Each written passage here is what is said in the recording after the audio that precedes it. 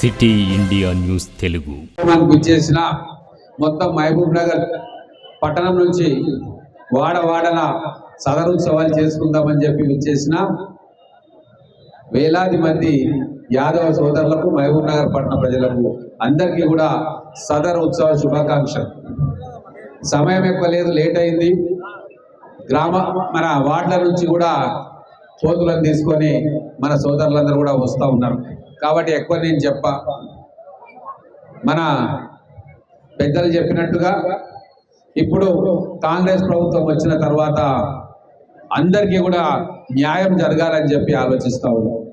విద్యాపరంగా, ఉద్యోగాల పరంగా, వైద్యపరంగా, సామాజిక మార్పు పరంగా, నాయకత్వ మార్పు పరంగా మార్పు రావాలి అని చెప్పి మొట్టమొదటిసారిగా భారతదేశంలో ఎవరూ చేయనట్టు ఒక అడుగును మేము ముందుకేసినాం. 42% రిజర్వేషన్లు స్థానిక సంస్థల్లో ఉద్యోగ ఉపాధి రంగాల్లో పెట్టాలి అని చెప్పి ఒక భగీరథ ప్రయత్నం మేము చేస్తూ ఉన్నాం. హైకోర్టు తీర్పులు అడ్డొచ్చినా, సుప్రీంకోర్టు తీర్పులు అడ్డొచ్చినా దానికి కావాల్సినవన్నీ కూడా ఒక్కొక్కటి చేసుకుంటూ పోతూ ఉన్నాం. పోరాడితే పోయేదేమీ లేదు, బానిస సంఖ్యలు తప్ప అని చెప్పి వెనకటికో మహాకవి అన్నాడు. కాబట్టి ఈరోజు రిజర్వేషన్ శాతం పెంచాలి అని చెప్పి దృఢ సంకల్పంతో బయలుదేరినాం. కాంగ్రెస్ పార్టీ చిత్తశుద్ధితో ఉన్నది. మా గౌరవ ముఖ్యమంత్రి రేవంత్ రెడ్డి గారు, మేమందరం ఎమ్మెల్యేలను కూడా అసెంబ్లీలో కూడా తీర్మానం పెట్టి ఆర్డినెన్స్ కూడా పాస్ చేయడం జరిగింది. దురదృష్టవశాత్తు రాజ్యాంగబద్ధంగా కొన్ని ఇబ్బందులు ఉన్నట్టున్నాయి, కోర్టు కొట్టేసింది. కానీ ఎట్లయితే తెలంగాణ ఉద్యమాన్ని మనం సంవత్సరాల పాటు కొనసాగించినామో రిజర్వేషన్స్ వచ్చేదాకా మన అందరం కూడా పోరాటం చేయాల్సిన అవసరం ఉంది. అసెంబ్లీలో మనం నెగ్గినాం, పార్లమెంట్లో కూడా దాన్ని పాస్ చేసుకోవాల్సిన అవసరం ఉంది. కాబట్టి దానికోసం కూడా మిగతా పార్టీల నాయకులను కూడా ఒప్పించుకోవాల్సిన బాధ్యత మన అందరి మీద ఉంది. ఇవన్నీ కూడా మనందరం గట్టి నిశ్చయంతో ముందు కదిలితే అయ్యే పనులు. మన మహబూబ్ నగర్కి వస్తే ఈరోజు యాదవులందరూ కూడా ఐకమత్యంతో ముందుకు సాగుతూ ఉన్నారు. చాలా ముచ్చటేస్తూ ఉంది. ప్రతి సమస్యను కూడా మీ కుల పెద్దలు నా దగ్గరకు తీసుకొస్తా ఉన్నారు. ప్రతి ఒక్కరికి న్యాయం చేయాలని చెప్పి వాళ్ళు తపన పడుతూ ఉన్నారు. ఎక్కడ కూడా ఇబ్బంది ఉన్నా, ఇద్దరు ముగ్గురు ఎవరన్నా పీకులాడుతున్నా, కొట్లాడుతున్నా వాళ్ళని కూర్చోబెట్టి సంజాయించి అట్లా కాదు అని చెప్పి సర్ది చెప్పి ఒక నాయకత్వం, మంచి మనసున్న నాయకత్వం ఈ రోజు యాదవ జాతికి ఇక్కడ మహబూబ్ నగర్ నియోజకవర్గంలో, జిల్లాలో ఉంది. దీన్ని చూసి మనం అందరం కూడా గర్వపడాలి.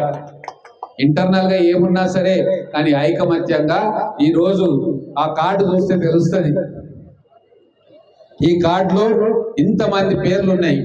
పార్టీల భేదం లేదు, నీవాడ నావాడ అని భేదం లేదు. అందరు కూడా కలిసి ఈ ఉత్సవాన్ని ఇంత పెద్ద ఎత్తున గొప్పగా చేసుకుంటారంటే అది కేవలం యాదవ సోదరులకే సాధ్యమైంది. కాబట్టి మీ అందరికీ కూడా నమస్కారాలు తెలియజేస్తా ఉన్నాను.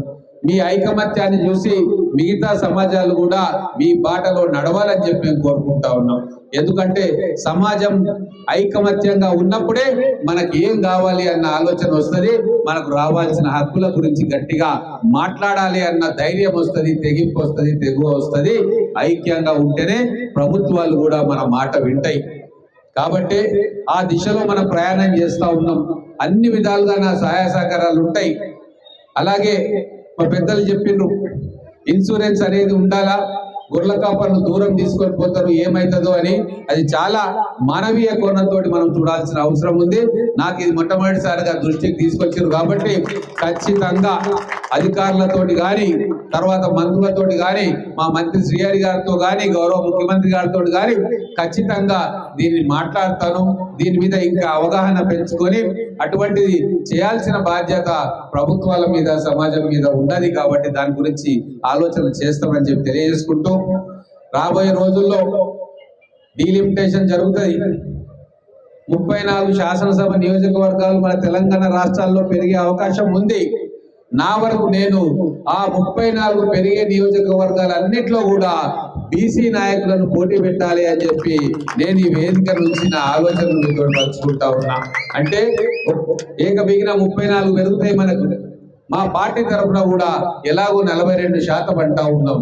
కానీ రేపు పెరిగే నియోజకవర్గాల్లో కూడా అత్యధిక స్థాయిలో మన బీసీ బిడ్డలకు ఆ టికెట్లు ఇస్తే ఖచ్చితంగా వాళ్ళు రాణిస్తారు. కాబట్టి పెద్దలు మాట చెప్పిండ్రు, ఇప్పటి నుంచే మన నాయకత్వాన్ని పెంచుకోవాలి. ఇప్పుడిప్పుడే సమాజం ఆలోచిస్తా ఉంది, అందరికీ న్యాయమైన వాటా రావాలని చెప్పి ఆలోచన చేస్తా ఉంది, పార్టీలు ఆలోచన చేస్తా ఉన్నాయి. కాబట్టి ఇప్పుడు మనకు సమయం ఉంది, మన నాయకత్వాన్ని పెంపొందించుకోవాలి. రేపు గ్రామ పంచాయతీల్లో కావచ్చు, వార్డు మెంబర్ కాడ నుంచి పార్లమెంటు దాకా మనము తయారు కావాల్సిన అవసరం ఉంది. అవకాశం వచ్చినప్పుడు మనం తయారు లేకుంటే అది ఇంకోరికి పోయే అవకాశం ఉంటుంది. కాబట్టి ఇప్పటి నుంచే మన వ్యాపారాలు వృద్ధి చేసుకోవాలి, ఎంటర్ప్రినర్లు కావాలి, సంపద సృష్టించాలి, అలాగే రాజకీయంగా కూడా చైతన్యం కావాలి. అందరూ కూడా ఐక్యంగా ఉండి ముందుకు సాగాలని చెప్పి తెలియజేస్తూ, ఇంత పెద్ద ఎత్తున ఈ కార్యక్రమానికి వచ్చేసినందుకు మీ అందరికీ కూడా ధన్యవాదాలు తెలుపుతూ ముగిస్తా ఉన్నాను. జై బోలో శ్రీకృష్ణ భగవానికి, జై బోలో శ్రీకృష్ణ భగవానికి.